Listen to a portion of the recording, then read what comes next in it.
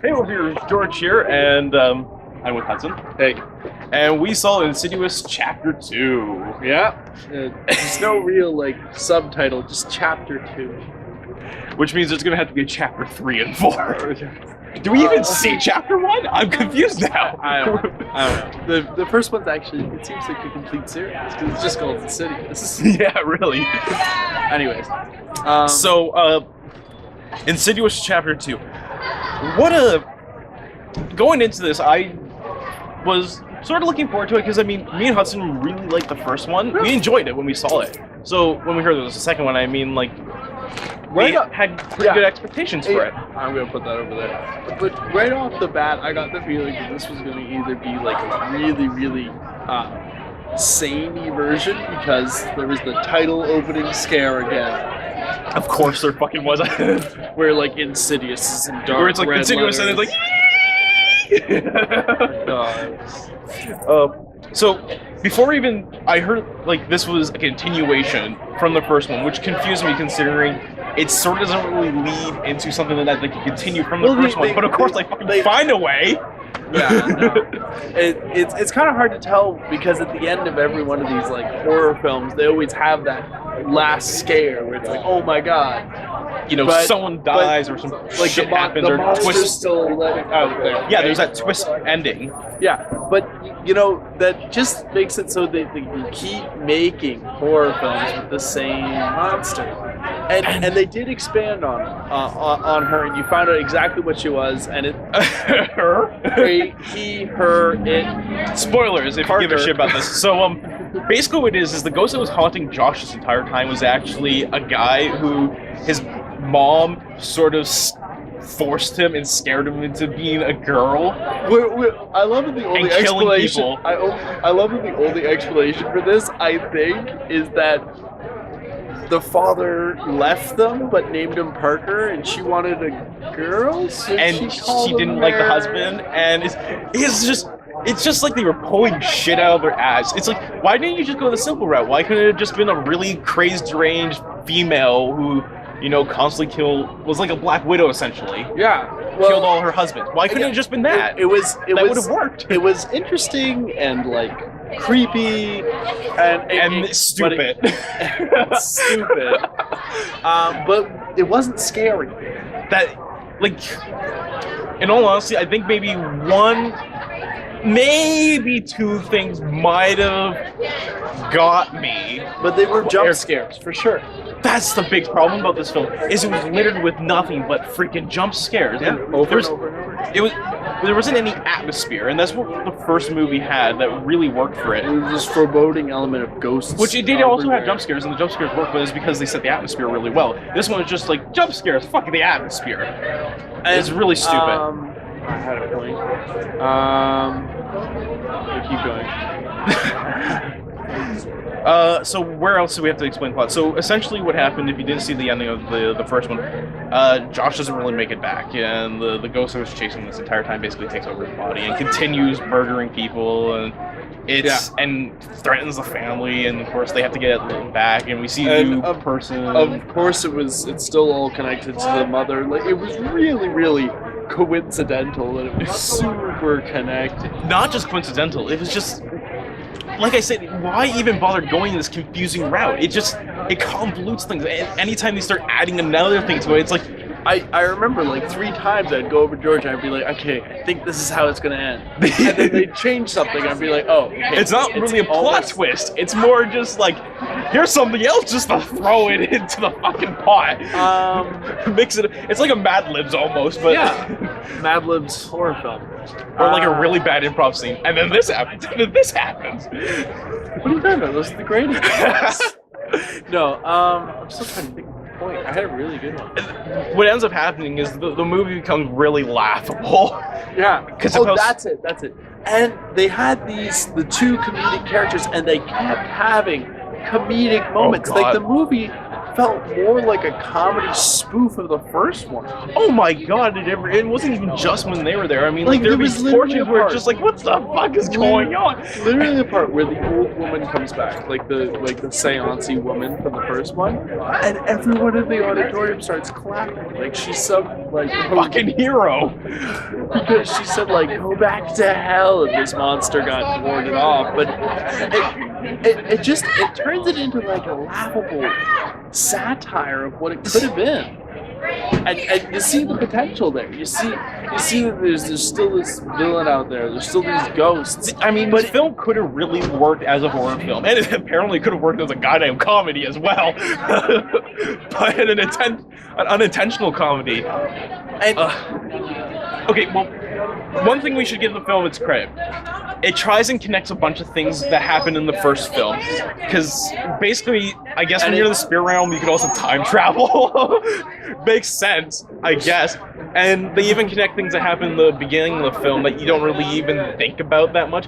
Which, that's a nice touch. And because they weren't explained in the first one, it does tie up a lot of loose ends. And you know, it combines things together. So, like, at the end of this film, because I don't think we're going to ever see this family again in this film. No, I don't even think we're going to see it in Insidious 3. No, I think we're going to see it in Insidious 3. The way that the end of it is, you know, Tucker and that guy and are going to go on an adventure. Ghost hunters. It would basically be the first one. Like I say about a lot of movies. So, final thoughts, or what do you think? Anything else I have to add to this? I mean, the only reason I think they're going to continue with it is the fact that they call this Chapter 2, and it just seems like it's going to be like Chapter 3 or something like that. It's so easy to put Chapter 3 and just make a third one. Like, you know they're going to make a third one. I hope they don't. You know they're going to the fuck out of this. They are. You know they are. Half the time it felt like they were going to be Paranormal Activity because they had like the first person view cam going so many goddamn times. So many times, and it wasn't even that many times in the first one. Like, it was only when those guys showed up. But I mean, here they're every fucking time. They're there from the beginning to end. You know what? It was a refreshing little twist when those guys in like the third chapter of the first movie, in the third part of the first movie, when those guys showed up, and it was a little breath of comedy. Like, it gave you the sense of like life, and there's still like, it gave you that calm, so that way when the scares come back, it fucking freaks you out because you're not expecting it because you're in a different environment. And these characters are basically invulnerable. Like, we keep thinking that they're gonna die or something. No, here's the big thing. There is a moment where, like, what basically happens is this other doctor, I don't know what would you call those people? Psychic. Carl. Yeah. Carl, he's another psychic that worked with the first psychic girl. Woman. And he ends up in the spirit realm, and he's with Josh, and they go on a little adventure in the spirit realm. Basically, he's a male version of the female science. But here's the thing. They like, Carl's dead now. I'm like, okay, you know, whatever. I mean, Carl's fucking awesome in this movie. Yeah, he's got his dice and everything. It's fucking cool. He plays Boggle with the spirit world. But, I mean, and it's like, okay, he's dead. That's unfortunate. But then it's like, wait a second, what happened to Tucker and whatever the other guy is named? Yeah, you know, it's like, okay, they must be killed off as well. It does not show them until the last 10 minutes of the movie. Then you find out, no, none of them died. No, the killer spirit only wants to kill the wife. And the family, kind of. And sort of the kids. But anyone else, you know, just knock them out unconscious. Or apparently he didn't want to kill anyone, but his mother made him. Watch the movie, you'll find out what we're talking about. It's so fucking stupid, and it's so unfortunate, because this could have been a really good movie. Much like the first one, it could have been good as the first one. But somewhere along the line, I think what the biggest problem is they just make it too convoluted. They bring characters back that really worked in the first one because of the timing, which is the comedic characters, and they put them in the entire film, which sort of ruins it. It got to a point where pretty much almost every character was comedic. Like, the wife is so dumb at this point. Like, and which is unfortunate. She wasn't that dumb in the first one. She was kind of. She was very slow to react. In the first one, well, any female protagonist in a horror film is very slow to react. What's going on? I hear something on the baby monitor. I better like a voice. Oh I my better god, not that was do so anything. fucking stupid. Like, I she better hears not- the voice on the baby monitor, she runs over, calls the baby's name like it's going to call back to her, and then runs up the stairs. Okay, but she doesn't start running till the baby starts crying. She's heard this before. She's heard voices on the baby monitor before, and there was something there. But she doesn't start running till the baby's crying. Here's the big thing.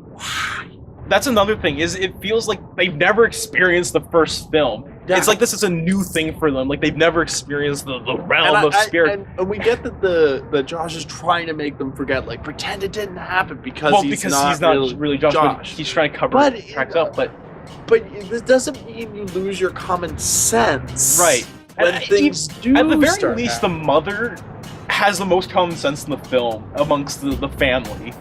She actually goes out and tries to fucking solve the shit. Although it makes things more complicated. She basically is the hero here, and she only gets about 25-30 minutes of screen time total. Speaking of time, before we give our final rating, I don't even know how the time span this takes place in, because there are parts where it seems like it's taking place one night, but then it cuts to a quick day shot, and it cuts back to all the night shit, and it's just like, how long is she out for? Where is relativity? How long does it take Josh to take the kids to school? Yeah. How long has Josh been in the spirit world? You know? You don't even know how long it's been between the first movie and the second. Actually, it happens immediately because the police are investigating the death of her. So it takes place relatively. Yeah, but it's not in a police station. Remember, the first scene's not in a police station. It's in this dark, like, it looks like a dock or something. It was like a really weird place. We can assume that at least takes place within the first month of the first. Yeah, okay, but like it just gets me. Time is just construed, and it doesn't even make it any better considering time travel. Time travel in the spirit world. Doc Brown's special formula wasn't fucking the flux capacitor. We gotta go back, Marty. Your ghost dance. We gotta find Bill Cosby. Okay. Final rating. Final rating. Out of 10, I'd probably give this movie, being really generous, a 5, I guess. I mean, I enjoyed some of it. There are moments where it's like, I'm starting to enjoy this, but there were so many. Fuck it, it's a 4. I'm giving this movie a fucking 4 out of 10. That's where I'm going. As a horror film, it's a 4. As a comedy, it's a 5. And as a film, I guess a 4.5 for me. Okay, because there is that like 0.5 where if you were gonna just like watch this with friends to laugh at it, like if you didn't like the first one, like if you thought it was laughable, this is going to be even more laughable. If you like the first one, don't go into expecting this one to be good. Just expect it to be the sequel to any fucking horror movie ever. We should also know a lot of people apparently got scared in this movie, even ran out of the theater scared. Yeah, there was one group of people that ran out of the theater scared from like the first jump scare. It was ridiculous. And like jump scares startled me, but I never felt terrified. Yeah, it was. I didn't. That was another problem. I didn't. Okay, I don't want to get into it again. But I wasn't caring as much about the characters on screen. They so seemed invulnerable. Like, did anybody actually die in this movie, other than like ghosts? No one They're else all died. invulnerable.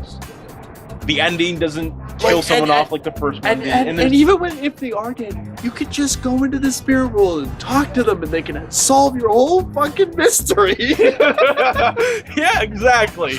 Point being, go to the spirit world to solve your mystery. I think the problem with this movie is that it just seemed that everybody was too it's impossible to really kill someone as long as you have some people that can you don't care. That's the bottom line. We weren't caring about the characters or the plot or anything about how 30 minutes in. You just watch a movie and shit happens and you don't give a shit. No, I wasn't caring from the first time that they did the Insidious thing again. I was just like, oh, here it comes. Oh, you guys did that again. That's nice. Flashbacks. So 4.5. Put that score right here. We gotta go see another fucking movie. Yeah. So see ya.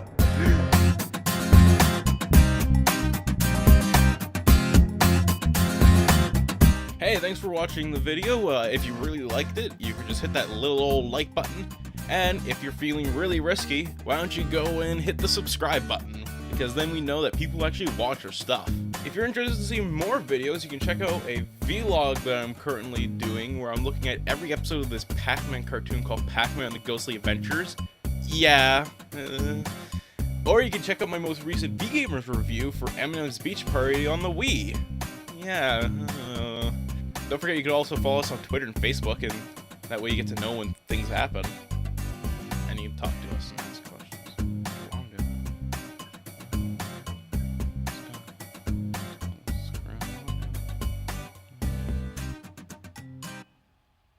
Keep on gaming!